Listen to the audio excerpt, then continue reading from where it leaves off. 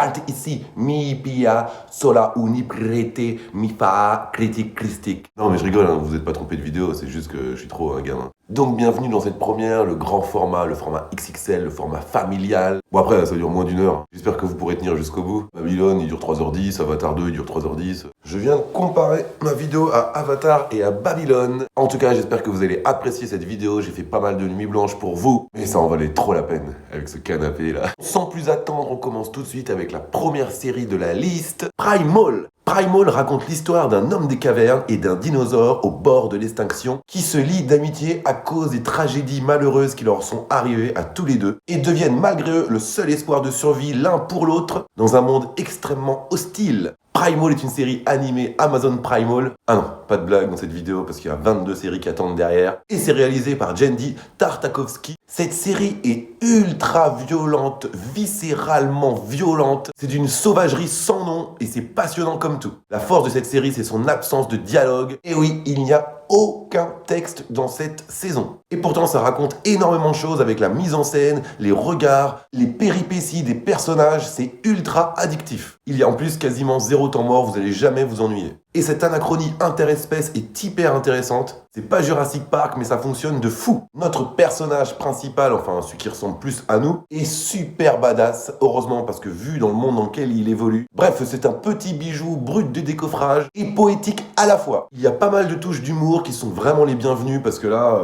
moi qui arrête pas de me plaindre parce que j'ai plus de chauffage. Il y a quand même pas mal de scènes d'émotion, moi j'ai pleuré plusieurs fois, même j'ai pleuré dès le premier épisode. C'est une très bonne surprise et c'est assez bluffant et je vous recommande ça, mais directement. Allez, on passe à un tout autre registre, The Patient. Alan Strauss est un psy en deuil de son épouse et se fait enlever par l'un de ses patients, un serial killer d'une trentaine d'années, mais qui est pénitent, c'est-à-dire qu'en fait, il aime pas ce qu'il fait et il a envie de guérir. Il finit donc par séquestrer notre psy préféré dans son sous-sol avec des menottes pour que le thérapeute se consacre uniquement à sa guérison. La guérison du serial killer, parce que le thérapeute il va bien, sauf si tu lui mets des menottes dans une cave. The Patient est une mini-série disponible sur Disney+, avec dans le rôle principal Steve Carell, Michael Scott, that's what she said. Je me calme avec The Office. Et dans le rôle du serial killer, on trouve Don Hall Gleason, le fils de Brendan Gleeson, que vous connaissez peut-être, et je pense que oui. Il a joué dans Bon baiser de Bruges aux côtés de Colin Farrell, mais aussi dans Les Banshees d'Inisherin qui est sorti l'année dernière aux côtés de Colin Farrell. Ouais, il adore Colin Farrell. Et je vous conseille ces deux films, vous allez péter un câble. D'ailleurs, Les Banshees d'Inisherin ont été nominés 1 million de fois, mais on n'est pas là pour ça. Dans The Patient, j'ai adoré voir Steve Carell dans un registre bien plus sérieux et grave et dramatique. Il est super crédible et touchant, comme dans l'excellent film Bienvenue à Marwen, que je vous recommande aussi, mais on n'est pas là pour ça. Ici, on est très loin de Evan Tout-Puissant, ou alors carrément de The Office. Son interprétation est impeccable et bourrée de justesse. Bourrée de justesse, j'ai jamais dit ça, mais je vais le dire maintenant. Comme celle de son serial killer, il est imprévisible, il est touchant quand même, mais il est menaçant, il est dangereux, il est débordé, il est humain et monstrueux à la fois. C'est trop bizarre. Il le fait super bien. J'ai énormément apprécié ce huis clos psychologique, qui est un bon thriller des familles, et qui se termine en théâtre mental. Ouais, j'ai lu ça dans Télérama, ça m'a bien plu. Et bien sûr, The Patient, vous l'aurez compris quand vous l'aurez vu, ça lorgne énormément sur Psychose et sur Misery. Le duo d'acteurs est bien sûr impeccable, ça prend direct, et on ne peut pas décrocher. Comme toutes les séries dont je vais parler. On a envie de savoir s'il va libérer Michael Scott, il s'appelle trop pas Michael Scott, ou alors on a envie de savoir s'il va réussir à guérir ce psychopathe, qu'il faut pas oublier, empile quand même les Maccabées tout le long à côté de la table de ping-pong. D'ailleurs, j'ai remarqué, on dit Maccabée que dans les films. Dans la vie, je dis jamais Maccabée. Il y a un Maccabée là. T'as vu, il y avait un Maccabée là-bas. On dit un cadavre, pourquoi il y a que dans les films? On a trouvé un Maccabée. Bref, suivant. Oula, 1899. Alors là, on est sur un gros dossier. Après avoir quitté le vieux continent, les passagers de différents pays aspirent à rejoindre New York en bateau. Mais lors de la traversée, ils croisent un autre navire de la même compagnie qui s'appelle le Prometheus, mais qui a disparu depuis des mois. Alors ils décident d'aller à sa rencontre et c'est là que tout va partir en cauchemar cauchemardesque. 1899 est une série Netflix germano-américaine qui était fort prometteuse. Oh les blagues de merde. Allez, j'ai pas le temps. Et pour cause, ce sont les mêmes showrunners. Un postillon, mais gros comme... Et pour cause, ce sont les showrunners de Dark, l'excellente série Dark, qui sont de retour avec 1899. Et du coup, on allait forcément manger un immense ovni dans la face. Mais voilà, Netflix a encore fait des siennes, ils ont annulé la série. Elle devait être en 3 saisons comme Dark. Tout était écrit, tout était déjà bien chiadé. Mais non, voilà. c'est Netflix. J'imagine ça devait être après 1999 et après 2099, ça aurait été un super concept. De toute façon, dès qu'on fait appel à un peu de réflexion, ils ont peur qu'on perde des abonnés, Netflix. Donc du coup, ils se disent, ils sont teubés, ils ont pas envie de faire d'efforts, on va leur mettre que des séries à la con. J'exagère bien sûr, mais dès qu'il y a une série un petit peu plus étoffée, ça y est, de la qualité, mais on annule. Alors qu'on laisse des séries complètement débiles faire 3, 4, 5, 6, 7 saisons. Bref, je m'énerve, j'arrête. On n'est pas débiles, on peut réfléchir, vous inquiétez pas, on va pas se désabonner. Enfin, moi je suis pas abonné, mais. Dans 1899, en plus d'être une super saison qualitative avec plein de mystères, on sent que c'est pour ouvrir quelque chose de plus grand par la suite. Il y a énormément de questions restées en suspens. Visuellement, l'ambiance est austère, un peu froide. On se croirait dans le vaisseau de l'angoisse. Regardez-le, la première scène, elle est complètement what the fuck. Génial. Il y a beaucoup de choses à retenir, beaucoup d'éléments, beaucoup d'informations, mais c'est tellement moins compliqué que Dark. Mais il faut quand même s'accrocher, j'avoue. Bon, par contre, il faut le voir en VO, hein. Il y a tellement de nationalités, et c'est trop chelou de le voir en VF parce que des fois, ils parlent tous français, ils se comprennent pas. C'est pas normal. En VO, ça a du sens. Bien sûr, j'ai regardé cette saison plusieurs fois car il y a beaucoup de détails cachés qu'on voit au 2e, 3e, 4e, 5e visionnage. Non, j'en ai pas fait autant, mais de toute façon, j'ai pas tout vu. Et tu vois pas tout, de toute façon, il y en a trop. Il y a énormément de mystères, on veut pas lâcher, on veut avoir la solution à la fin. Après, même si la série a été annulée au bout d'une saison, regardez-la quand même. Ça fait un petit peu comme une fin ouverte, allez, on peut dire, c'est comme ça. The Unperfect. Après qu'une thérapie génique les ait transformés en surhumains ou en monstres, 3 jeunes, Abby, Tilda et Juan, unissent leurs forces pour retrouver le scientifique à l'origine de cette expérience sur eux, pour l'obliger à les rendre de nouveau humains. The Imperfect est une mini-série Netflix, et comment dire, ça partait super bien. 3 jeunes que tout oppose avec des super pouvoirs folkloriques. Par exemple, Juan se transforme en chupacabra. En fait, c'est comme si tu te transformais en loup-garou, sauf que c'est une bête d'Amérique latine. Il y a aussi celle qui a les mêmes pouvoirs qu'une banshee, une créature mythologique du folklore irlandais, qui annonce la mort avec un cri terrifiant. Et la 3e est une succube. Elle séduit les hommes juste en développant des phéromones qui nous font tomber instantanément sous son charme, et après elle fait ce qu'elle veut avec nous. Franchement, pour une série avec peu de budget, eh ben c'était pas si mal. Les effets spéciaux sont pas dingues, mais ça passe. Les acteurs sont trop attachants, ça c'est hyper bien réussi. Par contre, ils passent toute la saison à courir après ce scientifique, un mec un peu chelou qui fait penser au Doctor Who, enfin celui avec David Tennant, hein, pas celui avec Matt Smith, sauf qu'il en fait des caisses. Il est bon en plus, hein, il en fait des caisses le mec. Et puis il y a trop d'incohérences, c'est abusé. Même moi je les ai vus. C'est dommage parce que l'humour, l'émotion, l'action, tout ça, ça se marie hyper bien. Mais ils m'ont vraiment perdu faute d'une bonne écriture, hélas. Le scénario est inégal. Ça pouvait être une très bonne série, mais il y a trop de facilité scénaristique aussi. Donc voilà, hein, ce sera pas recommandé pour vous. Vous pouvez jeter un coup d'œil, mais à partir de l'épisode 3, 4, 5, c'est n'importe quoi. Bref, comme son nom l'indique, The Unperfect, bah c'est imparfait. Allez, next, The Boys saison 3. Alors là, bon, j'imagine que tout le monde est au courant, mais je vais quand même faire un petit synopsis. The Boys se déroule dans un univers uchronique où des personnages surpuissants sont reconnus comme des super-héros et travaillent pour une surpuissante, ouais, il y aura beaucoup de superlatifs, société du nom de Vaughn, qui s'occupe de leur promo, de leur commercialisation, aussi de leur communication. Et bien loin de leur apparence héroïque, la plupart sont corrompus, arrogants, voire des tarés complètement. The Boys est une série Amazon Prime. Si vous ne connaissez pas, même aujourd'hui, il faut y aller direct. Là,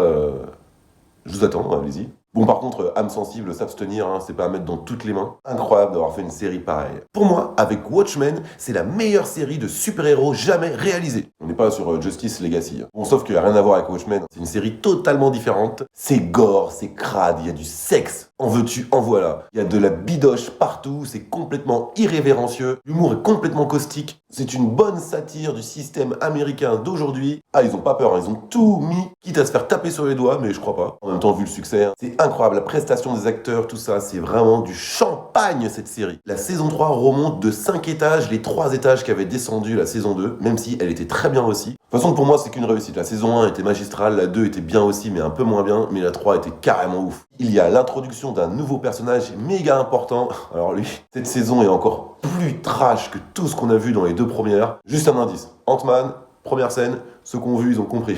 Même moi, j'ai encore mal. Y a pas Ant-Man, hein, c'est juste pour... voilà. Tout le monde est incroyable. Bien sûr, c'est Homelander qui vole le show tout le temps. En même temps, comment il fait ?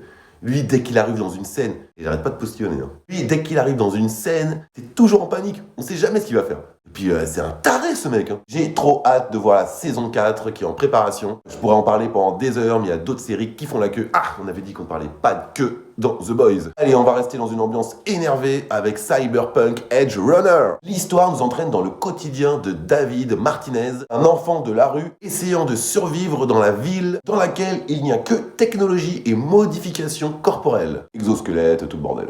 Pour rester en vie, il décide de devenir un Edge Runner, un mercenaire badass connu sous le nom de Cyberpunk. Cyberpunk Edge Runner est une mini-série Netflix et je tiens à vous rassurer tout de suite, si vous n'avez pas joué à Cyberpunk 2077, ce n'est pas grave, car ici c'est une histoire indépendante du jeu. Aucune excuse, en plus c'est super bien. Le design des personnages, de la ville, des technologies, tout ça, mais c'est incroyable, c'est hyper bien fait. C'est Blade Runner en manga, c'est épileptique, ça va à 2000 à l'heure, l'histoire est riche et cohérente, avec ces grosses corporations qui ont tout pouvoir, sauf que là, on a passé un cap. En plus, c'est réaliste, car si tu utilises trop longtemps ton exosquelette, tu peux virer psychopathe. Bah oui, ça reste un corps étranger, et nous, on n'aime pas ça. Mais c'est très bien expliqué dans les scènes d'exposition, et donc il y a pas mal de règles à respecter pour pouvoir utiliser cette technologie qui est censée nous faciliter l'existence. C'est très réaliste et très dystopique en même temps, donc ça fait flipper. En tout cas, c'est une bombe atomique, ça se regarde mais tellement vite. En plus, la musique est top. La musique de générique, on dirait France Ferdinand. Ça se trouve, c'est lui. J'ai pas regardé, mais ça ressemble. Bizarre. Allez, on passe à The Terminal List. Au cours d'une mission secrète, l'escouade de Navy Seal... Ah, Navy, on n'est pas dans Avatar. Dont faisait partie Chris Pratt, est complètement décimée. Unique survivant, il décide de rentrer chez lui avec le syndrome de stress post-traumatique et découvre qu'une organisation secrète est à ses trousses pour l'éliminer. The Terminal List est une mini-série Prime Video disponible sur Prime Video. Waouh.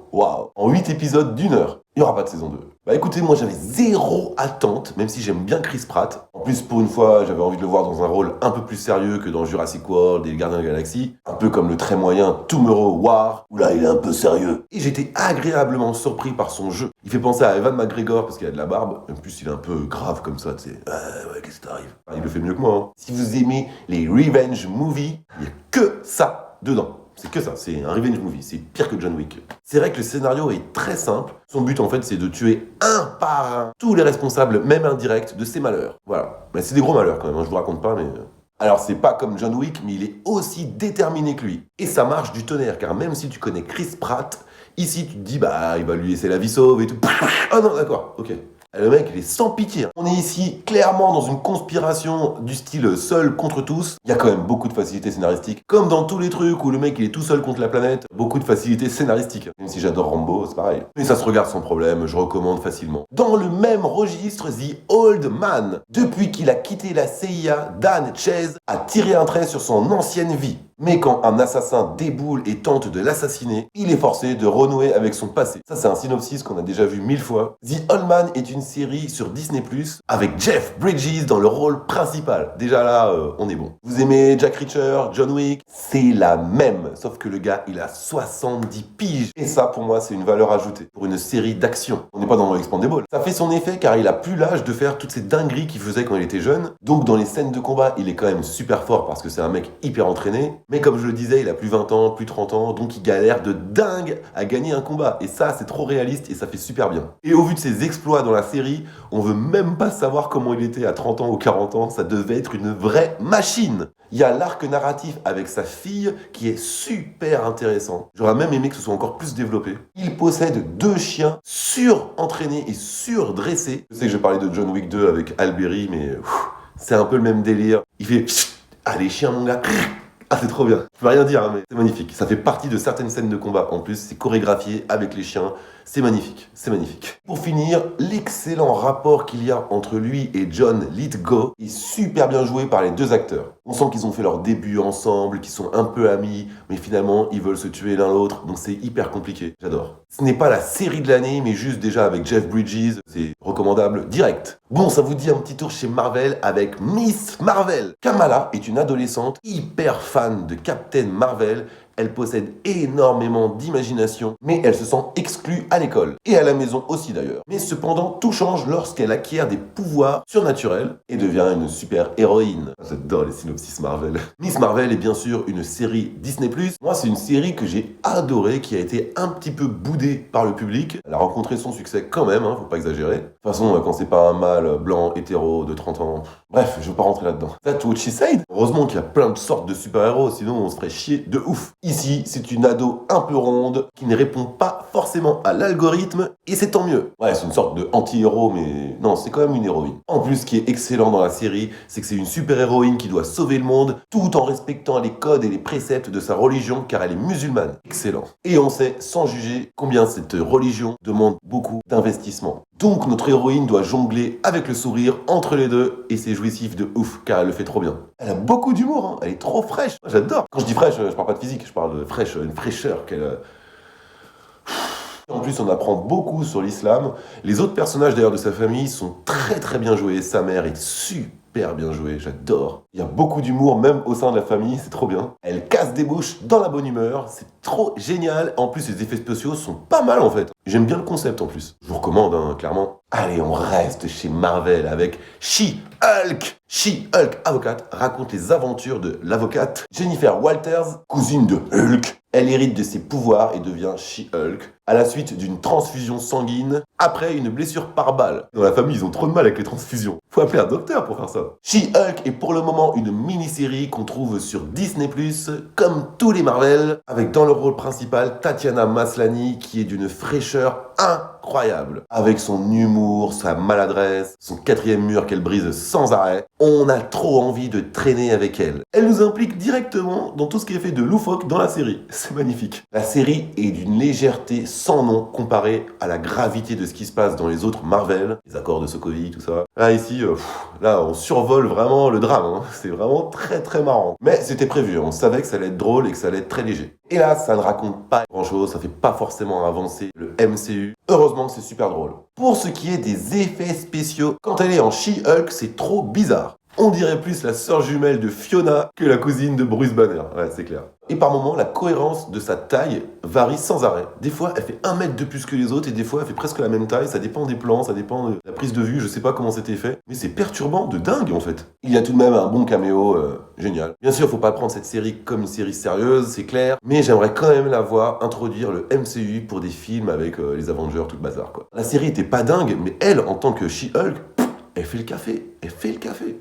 Enfin, elle fait pas le café, mais elle fait le café, quoi. Tatiana Maslany, on t'aime. En tout cas, moi, je t'aime. Oh là là, la déclaration comme ça en direct. Enfin, c'est filmé, mais c'est tout juste. We own this city. Alors là. Ah, j'ai trop hâte de la faire, celle-là. C'est l'histoire d'une unité de la police de Baltimore, conçue pour éloigner les criminels très violents des rues de Baltimore, face à la recrudescence des meurtres dans cette ville. Finalement, l'unité finit par fonctionner comme de vrais criminels. We Own This City est une mini-série MyCanal, disponible sur MyCanal, j'ai hâte de faire ça, en 6 épisodes, avec dans le rôle du sergent Wayne Jenkins, notre Punisher préféré, John Berthold, qui une fois de plus nous livre une prestation époustouflante. Vous croyez avoir tout vu avec Frank Castle? Et non! Ici, le gars, il fait 10 000 trucs, c'est incroyable. Entre violences policières sur les minorités, raquettes, corruption. En plus, c'est inspiré de faits réels. C'est hyper énervant par moments parce que tu te dis, mec, ils étaient complètement tarés, quoi. Et savoir qu'il peut se passer ce genre de choses dans la police, les gars censés nous protéger, là, ça pique! En plus, Baltimore, c'est une des villes les plus dangereuses aux États-Unis. Les policiers font trop flipper. Il y a une représentation de la pauvreté qui est très très réaliste. Les citoyens sont démunis des deux côtés, entre les flics corrompus et de l'autre, entre les criminels qui font n'importe quoi. Il fait bon vivre à Baltimore. Avec We Own This City, la cité nous appartient, on est presque dans un documentaire en immersion dans cette unité de police et on voit le quotidien bien énervé de cette brigade. Mais pas que. C'est quand même une série assez dure à regarder, car il n'y a que de l'injustice dedans. Pour ce qui est de John Berthold, faut pas s'attendre à du Frank Castle, même si le personnage est aussi violent, mais il a beaucoup plus de nuances. Il fait plein de trucs. Son personnage est vraiment multifacette, enfin il y a plein de choses, vous allez voir, c'est énorme. Donc je recommande complètement Le cabinet des curiosités de Guillermo del Toro. C'est une anthologie sur le thème de l'épouvante et de l'horreur, créée par ce génie qu'on ne présente plus du tout, l'intemporel Guillermo del Toro. Primé aux Oscars, ici, il nous présente sa sélection d'histoires sinistres, toutes plus terrifiantes les unes que les autres. Oh, qui c'est qui a mis de la vodka? Alors clairement, j'ai tout aimé. C'est une série d'anthologie, donc chaque histoire n'a rien à voir avec l'autre, vous pouvez regarder dans le désordre. Comme le dit Guillermo del Toro en introduction de chaque épisode, c'est un réalisateur différent à chaque fois. D'ailleurs, le fait que Guillermo del Toro introduise en personne chaque contenu rajoute énormément de cachet à l'œuvre, à l'esthétique irréprochable. Ça fait un peu penser au programme à l'ancienne, les contes de la crypte ou même la 4e dimension, où on introduit d'abord l'épisode pour bien te faire rentrer dans l'ambiance et après, hop, l'épisode. D'ailleurs, pour parler de chaque programme, le seul point commun qu'il y a entre eux, c'est la peur qu'on éprouve, ou l'angoisse. Bref, ça a complètement fonctionné sur moi. Je pensais pas pouvoir avoir peur de tellement de façons. C'est assez dingue pour le signaler. Ça se regarde très bien, la production est chiadée, on croirait des films par moment, et on sent que Guillermo est un conteur né. Le labyrinthe de Pan, les amis. En tout cas, c'est de la bonne grosse qualité, je vous conseille tout de suite. Ou demain, hein, si vous avez des trucs à faire, c'est bon. À présent, nous allons faire une minute de silence en mémoire à tous ceux qui ont quitté cette vidéo avant, car c'était beaucoup trop pour eux. Et il y en a un qui parle au fond là. Allez, on recommence. Umbrella Academy saison 3. Ça fait 3 saisons que j'ai envie de faire une critique sur Umbrella Academy. Octobre 89, 43 femmes à travers le monde donnent naissance à un enfant doté de capacités extraordinaires. Sauf qu'aucune d'elles n'était enceinte à la base. Sir Reginald Hargreaves, inventeur et milliardaire, adopte 7 d'entre eux pour fonder Umbrella Academy. Et bien sûr, utiliser ses enfants quand ils seront plus grands pour sauver le monde. Donc il va les entraîner, tout ça. Umbrella Academy est une série Netflix en 3 saisons, bientôt 4. Bien sûr, je n'ai pas le temps de déverser ma colère sur cette plateforme Netflix. Allez, si j'y vais. Ils ont tout de même réussi à flinguer une de mes séries préférées, avec cette saison 3 quasiment éclatée au sol. Après, j'ai bien aimé quand même. On sent que Netflix voulait que ça se termine avec cette fois-ci 10 € de budget. Allez, débrouillez-vous. Il fallait demander, hein. Moi je donne 20 €, si c'est pour avoir de la qualité, pas de soucis. Oula, il était fort celui-là. La première saison était énorme. Ça a failli être ma série préférée. En fait, c'était ma série préférée, mais après, il y a eu tellement de trucs. On adore tous les personnages qui jouent les enfants de Reginald Hargreaves, car comme ils ont été adoptés, ils sont tous d'origines différentes, mais ils ont des liens fraternels et ça se ressent trop bien, car la complicité entre les acteurs fonctionne du tonnerre. Et ça donne lieu à des scènes pas possibles entre eux. C'est trop drôle, parce qu'il y a beaucoup d'humour aussi. Bien sûr, ça fait énormément penser à X-Men, avec les enfants qui ont des super pouvoirs, qui sont dans un manoir, ou un professeur comme professeur Xavier, là c'est Reginald Hargreaves. Excellent personnage au passage, l'un des meilleurs persos de la série d'ailleurs. Mais le côté ultra fun de la série lui donne une singularité à part. C'est un euphémisme ça, je crois. Et la musique est toujours originale, même sur 3 saisons. Ils arrivent toujours à se renouveler, c'est toujours excellent. Je suis musicien, donc aucun rapport. En vrai, la saison 3 est pas mal. Ça reste qualitatif. C'est juste ce qu'on a vu la saison 2 et la saison 1. Ah, on se dit, les gars, vous avez arrêté de travailler. Je parle plus de Netflix parce que les acteurs font le taf, ils essayent quoi. Ils y croient encore. Déjà, dans les 2 premières saisons, on voyageait énormément, surtout la 2. Ici, ça se passe que dans un seul endroit. Faute de budget, Netflix, je vais pas arrêter de les charger. Et on sent que le scénario s'essouffle, ça tourne vachement en rond. Oh, je suis dégoûté en fait. C'était tellement original avant que là on est trop déçus en vrai. Ça se regarde, c'est clair, vous allez passer un bon moment, les acteurs sont impeccables. L'intrigue est quand même là, il y a quand même des trucs qui se passent, faut pas exagérer. C'est juste qu'on se rappelle des 2 premières saisons. Bon, il y aura quand même une saison 4, la saison finale, parce qu'ils veulent vraiment finir cette série. Je sais pas pourquoi ils veulent tuer cette série. En tout cas, c'est quand même un sacré coup de cœur. Je vous recommande quand même les 3 saisons à l'affilée. Allez.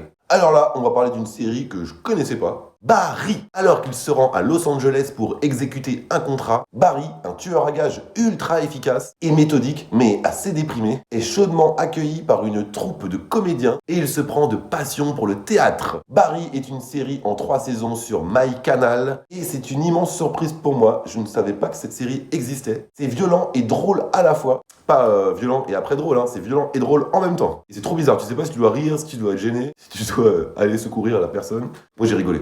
Voilà. Il doit jongler avec des missions hyper violentes, dangereuses, meurtrières et les répétitions de théâtre avec ses nouveaux amis comédiens. Excellent. C'est très maîtrisé entre la violence de son travail et la légèreté de ses cours de comédie, en fait. Et forcément, il galère trop à allier les deux. C'est hilarant, il lui arrive tellement de choses. Et le prof de théâtre, c'est ni plus ni moins que Fonzie. Waouh, Happy Days. Vous vous rendez compte quand même que sur Terre, il n'y a qu'un Fonzie, comme un seul Colombo, un seul pape. Même si le pape, on le remplace. Bah là, il n'y a qu'un Fonzie. Il est quand même unique, ce gars-là. Je sais, il y a aussi un seul Yoda, un seul E.T., mais bon. Donc c'est Henry Winkler. Il a bien vieilli, mais c'est normal. Et ici, il nous livre une performance d'acteur sans précédent. Je ne savais même pas que le gars, il jouait aussi bien. Après, on l'a pas vu pendant longtemps, mais waouh, il a eu le temps de s'entraîner ou quoi. Et son rapport avec Barry, son nouvel élève, du coup, là, c'est du champagne pour les yeux, les oreilles, tout. D'ailleurs, ce lien élève-prof m'a fait penser à Whiplash, avec ce rapport entre l'élève et le prof, J.K. Simmons et Miles Teller, qui était complètement dingue. Ce film, je vous recommande direct, parce que là, ça fait penser un petit peu à ça, sauf que ça va bien plus loin. Par moment, Barry me fait penser à Dexter, sauf que c'est bien plus dans tous les sens que Dexter. Même si Dexter, c'était quand même, sauf la fin. Moi, ce que j'adore, c'est quand il vient de buter plein de gens dans une mission et qu'il court se rendre à son théâtre parce qu'il va être en retard. Et du coup, il a encore tout chamboulé parce qu'il a pas eu le temps de redescendre. Et donc, du coup, il arrive sur scène direct, il fait sa scène. Il est tellement chamboulé que tout le monde applaudit.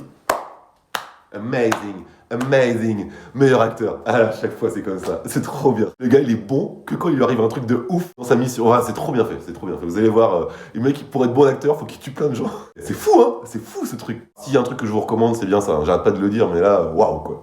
3 saisons, je les ai regardées en 2 jours. J'ai remonté le temps. Ouais. Vous voulez du Star Wars? Ah bon, on commence direct avec Obi-Wan Kenobi. L'histoire se passe 10 ans après les événements de la revanche des Sith, après l'exécution de l'ordre 66, histoire dans laquelle Obi-Wan vit une vie d'ermite sur Tatooine, pour pas changer, et veillant discrètement sur le petit Luke Skywalker et sur sa sœur Leia Organa. Mais il est contraint de sortir de sa retraite lorsque cette dernière se fait enlever. Obi-Wan Kenobi est une mini-série Disney+.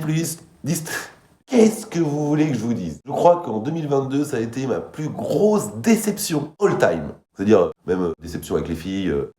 Non, c'est Obi-Wan Kenobi. Ma plus grosse déception Star Wars, ça aurait pu être Boba Fett, mais on s'en fout, mais tellement. Sauf qu'il faut quand même se taper Boba Fett si tu veux voir The Mandalorian saison 3 qui va sortir. Mais les gars, on n'est pas là pour parler de ça. J'arrête pas de vous le dire. Obi-Wan, c'était la série que j'attendais le plus. Je suis fan d'Ewan McGregor, je suis fan d'Obi-Wan Kenobi. Et en plus, quand t'apprends qu'il y a Hayden Christensen qui va être au casting, tu dis, mais ça peut que marcher. La loi de Murphy. Tout ce qui peut arriver de mal va arriver. Au moins là, c'est arrivé. Bon, bien sûr, il y a quelques scènes très fortes avec Anakin. Mais à part ça, il n'y a rien à sauver. Zéro budget. Tout est parti dans les poches des acteurs, je pense. Parce que là, on aurait dit qu'ils allaient filmer chez moi. Comment une série aussi importante qu'Obi-Wan Kenobi n'ait pas de budget? C'est un non-sens pour moi. Astérix, la Terre du Milieu, a plus de budget. Et pourtant, on s'en branle. Voilà, je l'ai dit, je suis désolé. Il y a autre chose qui m'a un peu dérangé, enfin beaucoup dérangé, c'est l'arc narratif de Reva, l'inquisitrice. Je trouve qu'il prend trop de place. Obi-Wan, des fois, il est en second plan. La série s'appelle Obi-Wan Kenobi, ça s'appelle pas Obi-Wan et Reva. Même si je trouve que l'arc narratif de Reva est très intéressant, c'est pas le problème. Mais faites une série là-dessus. Moi, je veux voir Obi-Wan. Et la mission de sauvetage de Leia Organa. On en parle ou c'est comment? Même moi, j'arrive à la sauver dans ces conditions. C'est limite s'il n'y avait pas des flèches pour indiquer c'est où la sortie ou quoi. Bon, allez, j'arrête parce que je vais bouffer mon sabre laser. Oui,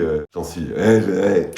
Si. J'avais oublié un Marvel, désolé, Moon Knight. Steven Grant est un employé discret d'une boutique de souvenirs dans un musée londonien. Il est en proie à des troubles dissociatifs de l'identité et possède des souvenirs d'une vie antérieure. Il partage son corps avec un mercenaire, Mark Spector. En plus d'être attaqué par une créature, son reflet dans le miroir lui dit de le laisser prendre le contrôle s'il veut s'en sortir. Et donc, il se transforme en un guerrier nommé Moon Knight. Moon Knight est une série en 6 épisodes disponible sur Disney+, avec dans les rôles principaux Oscar Isaac. Je dis les rôles parce qu'il fait plusieurs personnages. Et il y a aussi Ethan Hawke en sorte de gourou, méchant, antagoniste. Malgré les effets spéciaux et la photographie qui sont quand même pas terribles, j'ai passé un agréable moment devant ce programme. Grâce notamment à l'impressionnant jeu d'acteur d'Oscar Isaac, qui porte clairement la série à lui tout seul. Lorsqu'il switch de personnalité, c'est super bluffant. Il arrive à passer de fragile à badass en un battement de paupières, et on y croit à fond. Ce sont deux personnes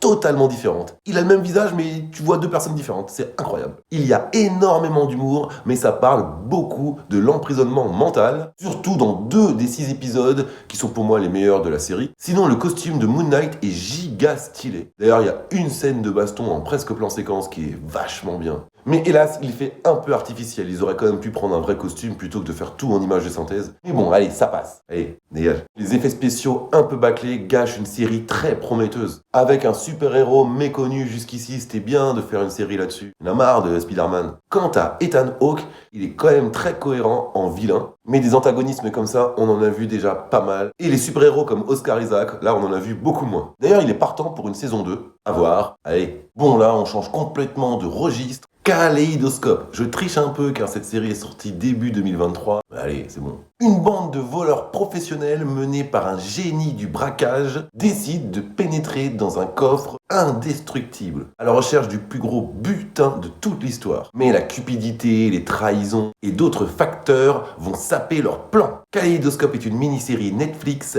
avec dans le rôle principal Giancarlo Esposito, qui est carrément devenu mon acteur préféré depuis Breaking Bad et Better Call Saul. C'est clairement une série de casse, mais c'est surtout le concept qui est dingue, car on peut regarder la série dans n'importe quel sens. Et c'est la même histoire qui est racontée, ce n'est pas une série d'anthologie où tu peux regarder les épisodes qui racontent des trucs différents. Là, c'est la même histoire, mais tu peux commencer par le 5, finir par le 9, commencer par le 1, commencer par le 8, ainsi de suite, finir par le 3. Quoi qu'il arrive, tu t'y retrouves, et c'est ça que je trouve hallucinant. Netflix propose un ordre bien défini, mais vous faites ce que vous voulez. Il y a 9 épisodes, et moi je suis un peu joueur, donc ce que j'ai fait, c'est que j'ai commencé par le 9e, et j'ai fini par le 1er. C'est un peu risqué, mais j'ai décidé de leur faire confiance. En tout cas, ça marche, je sais pas trop comment, mais à aucun moment t'es perdu. En fait, j'ai un peu grillé, la fin de chaque épisode peut être potentiellement la fin de la série. On sait jamais, hein, si tu finis par le 1, si tu finis par le 2, si tu finis par le 3, et ben ça peut faire une fin. Franchement, je sais pas si je suis clair, hein, mais regardez la série, de toute façon je la recommanderai à la fin, c'est sûr. Et en dehors de ce concept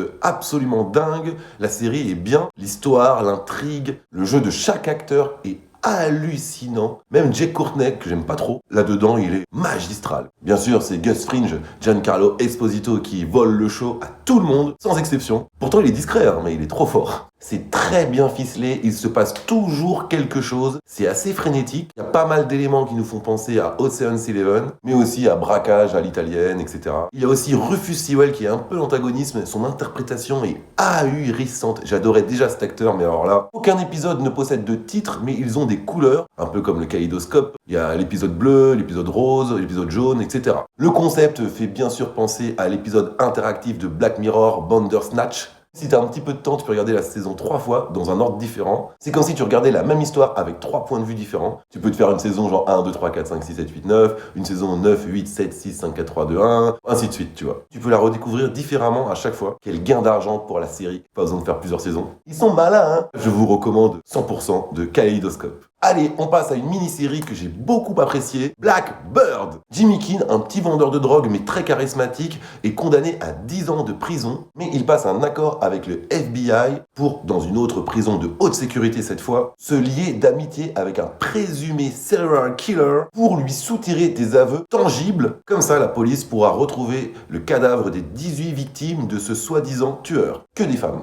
Blackbird est une mini-série Apple TV en 6 épisodes avec 2 pépites dans les rôles principaux. Taron Egerton qui doit jouer celui qui soutire les infos, le pion du FBI, et Paul Walter Hauser que vous avez vu dans le cas Richard Jewell de Clint Eastwood, en potentiel serial killer. Et aussi le dernier rôle de Ray Liotta avant sa disparition. C'est un peu comme dans Moon Knight avec le dernier rôle de Gaspard Huel, RIP les gars. Blackbird est une série carcérale comme on les aime, assez sombre et anxiogène, avec un duo d'acteurs très intimistes au sommet de leur art. Leur relation est dingue et le serial killer est très perturbant. Avec sa voix comme ça. Pour ça, faut regarder en VO, ça fait trop flipper. En vrai, on sait pas si c'est un affabulateur. Vous savez, il y a beaucoup de gens qui se disent criminels, qui avouent des crimes qu'ils ont pas commis. Je sais pas, pour peut-être avoir un peu de médiatisation, je sais pas. Dans le doute, vaut mieux le cuisiner. C'est passionnant à regarder, il se passe beaucoup de choses.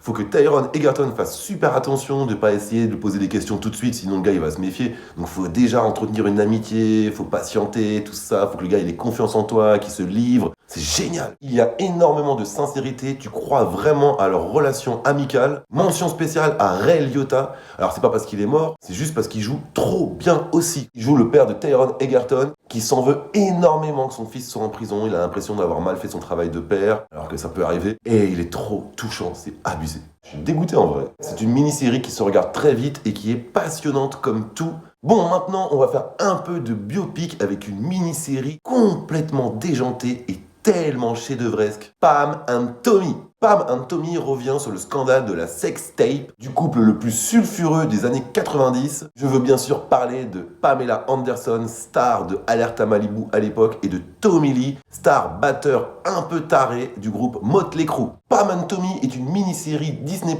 en 8 épisodes, avec dans le rôle principal le rôle de Pamela, Lily James, qui est complètement possédée par le rôle. On dirait carrément Pamela Anderson. Et Sebastian Stan, le soldat de l'hiver, dans le rôle de Tommy Lee, qui a totalement oublié de me dire à quel point il était doué. T'imagines le soldat de l'hiver avec des tatouages partout, badass. Au début, même si ce sont 2 stars qui ont bercé mon adolescence, ça me bottait pas plus que ça. Une série sur le scandale de la sextape. À l'époque, j'avais déjà vu plein de reportages. Et vu le succès colossal de cette série, il fallait quand même que je jette un petit coup d'œil. C'était l'une de mes plus agréables surprises de 2022. Un vrai chef-d'œuvre. Les 2 acteurs là, ils sont brillants, ils ont une complicité que tu ne soupçonnerais pas. C'est ultra crédible. On arrive bien à replonger dans les années 90. On croit que cette série se passe dans les années 90. Il y a aussi Seth Rogen qui joue le rôle de celui qui a divulgué la sextape. Son jeu est tout en justesse, en émotion, un peu de rire aussi. Pour une fois, il en fait pas trop. La direction d'acteurs là, ils se sont pas foutus de nous. Dans Pam and Tommy, il se passe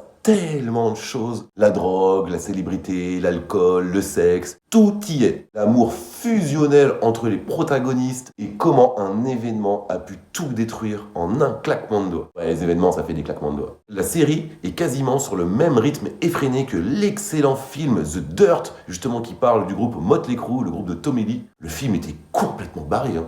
Il se passe trop de trucs et le groupe a vraiment vécu toutes ces choses. Hein. Et ils devaient être fatigués. Et ben là, c'est pareil, ça n'arrête pas. Je sais même pas comment ils arrivent à gérer tout ça. Après, ils ont beaucoup de thunes, mais les musiques, pareil, hein, sont super fun. On s'ennuie pas une seconde pendant le programme. Mais ça reste un moment très tragique. Hein. C'est quand même une série dramatique. Hein. Il y a beaucoup d'humour, mais c'est une série dramatique. En gros, c'est un petit trésor à voir absolument. Bon, alors là, on va parler carrément d'un chef-d'œuvre. Voilà. J'ai découvert ça il y a pas très longtemps. C'est une masterclass. Vous avez aimé The Crown, vous avez aimé House of Cards, enfin au début. Là, c'est carrément un niveau au-dessus, c'est abusé. Succession. La famille Roy possède un des plus grands conglomérats des États-Unis, présent dans le domaine des médias et du divertissement. Là, ça brasse. Hein. Logan Roy, patriarche et fondateur de l'entreprise, est victime d'un AVC et doit commencer à envisager sa succession, ce qui va invariablement engendrer des tensions, des trahisons. Succession est une série en 3 saisons créée par HBO, donc vous savez déjà que ce sera de la qualité. C'est de loin l'une des meilleures séries all-time que j'ai vues de ma vie. Vous voyez là, ce cœur qui bat là, c'est ma vie. Bien sûr en termes d'intrigue, mais surtout de qualité d'écriture. Pas d'action, c'est une série de dialogues, mais les dialogues, waouh, les mecs ils sont trop forts. C'est entièrement maîtrisé, ça se tire dans les pattes entre frangins. L'amour, la haine, on sait pas. Tout ça pour savoir qui c'est qui va succéder, parce que c'est quand même une entreprise genre pire qu'Amazon quoi. Ça les rend fous, hein. Ils veulent avoir le pouvoir tout de suite quoi. C'est encore plus complexe que ça. Le rôle du patriarche, du père, du PDG, du fondateur, tout ce que tu veux, Brian Cox interprète ce rôle à la perfection. Il y a carrément une scène où le président il est au téléphone avec lui. Lui il dit au président j'accepte vos excuses. Il raccroche. Qui fait ça? Le gars sait tellement bien faire le PDG charismatique que même nous devant notre écran on a l'impression de bosser pour lui. Je suis là en train de regarder une série et je me dis faudra peut-être que je m'y mette. Allez, faut charbonner. Dès qu'il rentre dans une pièce, t'as envie de bouger du papier, taper sur un ordinateur. Il est très colérique, il est imprévisible, alors très intelligent parce que c'est lui qui a fondé toute cette entreprise. Il est extrêmement froid avec ses enfants, très peu reconnaissant. Bien sûr qu'ils recherchent l'amour de leur père et la reconnaissance. Et lui, tant qu'ils n'ont pas fait une bonne action dans l'entreprise qu'il a créée, c'est pas ses enfants. Il reconnaît ses enfants que quand ils ont fait une superbe affaire pour la boîte. Pour les enfants, la manière d'avoir de l'amour ou de l'attention du père, c'est de faire quelque chose de performant pour l'entreprise. C'est impensable.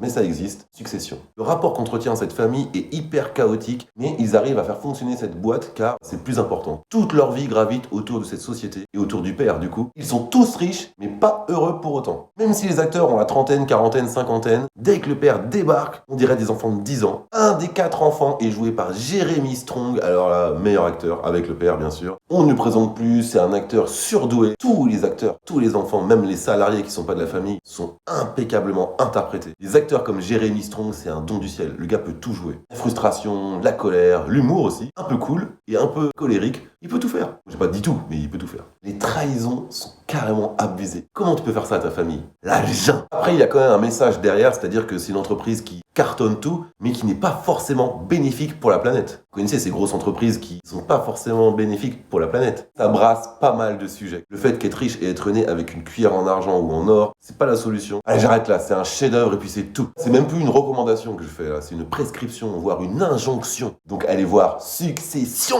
Ça y est, c'est l'heure. La série que j'ai le plus aimée en 2022, la série que j'ai trouvée la plus incroyable, mais tellement loin devant les autres, même loin devant Succession, c'est bizarre de dire ça. Et cette série s'appelle Severance. Chez Lumon Industries, un programme est utilisé pour séparer les souvenirs non professionnels des souvenirs professionnels des employés. Ils ont volontairement subi une dissociation, une severance, avec une puce introduite dans le cerveau. Jusqu'ici, tout est normal. Mais au fur et à mesure de l'avancée de la série, les événements vont devenir incontrôlables. Severance est une série Apple TV écrite en partie par Ben Stiller. Ouais, Ben Stiller est trop talentueux. Je savais pas qu'il avait ce don d'écriture. Là, c'est carrément masterclass ce qu'il a fait. J'ai jamais vu ça et je pense que personne n'a jamais vu ça. C'est de loin ce que j'ai vu de mieux ces dernières années, ces 10 dernières années. Le concept est fou. Il est encore plus fou que celui de Kaleidoscope. En gros, quand t'es au boulot chez Lumon Industries, tu n'as aucun souvenir de ta vie privée. Genre quand t'es chez toi le soir ou quoi. Et inversement, dès que tu finis à 17h30 et que tu rentres chez toi, tu n'as aucun souvenir de ce que t'as fait au travail. Tu sais que t'as un travail, mais tu sais pas ce que t'as fait. Tu sais même pas si t'y allais. Enfin, si tu sais que t'y allais, mais tu sais pas ce que t'as fait de la journée. Rien qu'avec ce concept, t'as déjà un niveau de lecture qui parle de la société actuelle. Alors que l'histoire, elle n'a même pas commencé. À savoir, les entreprises qui veulent faire tellement de profit qui t'enlève les souvenirs de chez toi, comme ça. T'es pas impacté par tes problèmes à la maison, t'es très productif. Et dans l'autre sens, comme tu sais pas ce que t'as fait au travail quand tu rentres chez toi, tu peux pas divulguer des secrets de la boîte, par exemple Coca-Cola, la recette. C'est une boîte qui a tout compris. Comment contrôler ses employés et être très productif, donc très lucratif. C'est machiavélique, mais c'est brillant. Est-ce que vous le feriez, vous, la dissociation? Vous vous doutez bien que ça part en vrille, ça va pas rester comme ça toute la vie. Le scénario est dingue, ils ont pensé à tout, sachant qu'avec un concept comme ça, on peut aller dans n'importe quelle direction. Et ben ils ont réussi à trouver la bonne. C'est carrément addictif, je suis devenu un junkie. Le message est bien sûr jusqu'où on est prêt à aller pour faire marcher une entreprise dans laquelle on travaille. Le cadre est minimaliste, il n'y a que des murs blancs, des couloirs blancs, il n'y a pas beaucoup de déco, voire pas de déco dans chaque pièce. Les bureaux sont glaçants d'austérité. Et puis ça fait réfléchir à soi-même. C'est dingue de se dire que quand tu es au travail, tu sais pas ce que tu as à la maison. Tu sais pas si tu as des enfants, si tu es un serial killer, si tu fais du tennis, si tu es un connard. Le pire, c'est quand tu vas au travail le matin à 9h, t'as l'impression de pas être sorti du travail, parce que quand t'as quitté le travail, t'as perdu la mémoire de ta vie privée, et donc après, quand tu reviens au travail 12 heures après, comme si c'est pas que t'as une vie privée, t'as l'impression de retourner au travail juste après avoir quitté le travail. Heureusement, t'es plus reposé, mais tu dis waouh, c'est reparti en fait, je fais que du travail. Bien sûr, il y a le questionnement de la schizophrénie, deux personnalités différentes, parce qu'on se comporte pas toujours pareil au travail ou en société que avec ses amis ou sa famille à la maison. C'est ça que ça pose comme question. Est-ce qu'on est vraiment deux personnes différentes? Même aujourd'hui, dans la vraie vie, je parle. Je suis un connard, par exemple, quand je joue au tennis, quand je fais de la musique avec mes potes, tout ça, je suis hyper sympa. Si on pouvait avoir conscience de nos deux personnalités, est-ce qu'on aimerait l'autre? Pas sûr. Si je me voyais jouer au tennis, franchement, je me parlerais même pas. Bref, c'est un chef-d'œuvre en plus d'avoir le plus gros cliffhanger de toute l'histoire du cinéma. Foncez. Quoi? Vous êtes encore là? Foncez, je vous ai dit là. Wednesday. C'est l'histoire d'une étudiante qui intègre la singulière Nevermore Academy, un pensionnat prestigieux pour les parias, endroit dans lequel Wednesday Addams tente de s'intégrer aux autres élèves, tout en enquêtant sur une série de meurtres qui terrorise la ville. Wednesday est une série Netflix réalisée en partie par Tim Burton, qu'on ne présente plus, avec dans le rôle principal Jenna Ortega, qui est juste parfaite dans le rôle. Catherine Zeta-Jones dans le rôle de la mère, mais aussi Christina Ricci, qui a bien grandi depuis qu'elle jouait Wednesday, mais dans la famille Addams, mais pas autant que la directrice, qui est campée par une de mes actrices préférées, Brienne de Storm. En vrai, son vrai nom, c'est Gwendoline Christie. Bien sûr que si. Wednesday a cligné des yeux pendant la série, dès le premier épisode d'ailleurs. Très grande performance de sa part. Regardez bien la scène à la fin avec Enid, ça prend tout son sens. Wednesday est une série un peu pour jeunes adultes, mais tout le monde peut y trouver son compte. Moi, j'ai adoré alors que je suis pas un jeune adulte. C'est bien sûr plus édulcoré que la famille Addams, mais on retrouve l'univers de Tim Burton avec ce côté gothique. La mise en scène est assez horrifique. Il y a aussi beaucoup de punchlines déclamées par Wednesday. C'est bien tranchant